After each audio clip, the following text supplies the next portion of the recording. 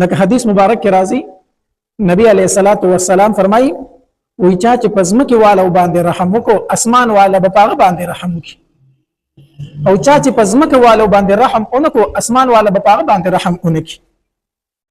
د الله د مخلوق سره د خېګړه کوله رحم وکاو الله به پتا باندې رحم کوي ستا سره بخ کوي او کو د الله په مخلوق کې ظلم کو زیاته وکاو الله تبارک وتعالى بستا سره بیا سختی وکي نو د الله په مخلوق باندې سختی نه د پکار د الله د مخلوق سره نرمي پکار به چې څومره درنه کې دي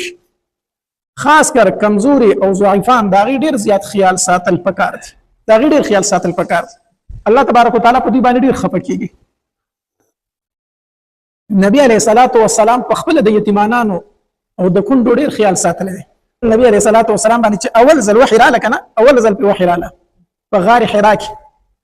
چې نبی علیہ الصلوۃ والسلام کور ته راغی نو خدیجه بیبي ته وی زملونی خدیجه په ما باندې ته راغلی د یخنی را لکېږي ما په کمبلو کې پټ کا خدیجه رضی الله تعالی عنها په زر صادره واچولې نبی علیہ السلام په کمبلو کې پټ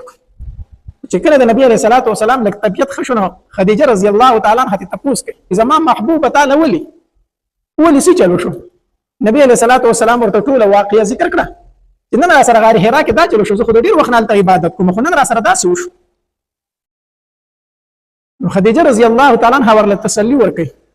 وې زما محبوبه ځکه نبی علیہ الصلوۃ والسلام او فرمایل به خدیجه زهری کوم زب مړ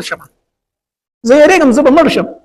نو خدیجه به ورله تسلی ورکړي وې زما محبوبه ته چیرته بد ناراضي ځکه چې ته د یتیمانو خیال ساتي ته د کندو خیال ساتي ته د غریبانو مددګار نو الله به تاسو څنګه سپوري او تاسو بدراولي ګوره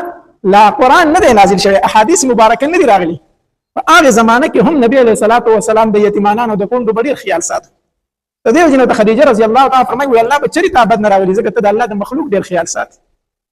د دې وجنه حدیث مبارک کې راځي نبی علیہ الصلوۃ والسلام فرمایي چا چې پزمکه والا رحم وکړو اسمان والا په هغه باندې رحم کوي نو خدیجه رضی الله تعالی فرمایي زما محبوبه ته به چرته خراب ناراضي الله به پتا رحم کوي او بیا روان کو د خپل ترزی ورقه ابن نوفل له بوست هغه د تورات لوی عالم دی هغه ته په خپل واقعي بیان کې داسې چل شوی په هر حال خبره مې درته دا کوله چې د الله د مخلوق سره رحم کول د الله په مخلوق باندې مهربانه کېدل خاص کر د کندو او د یتیمانو ډیر خیال ساتل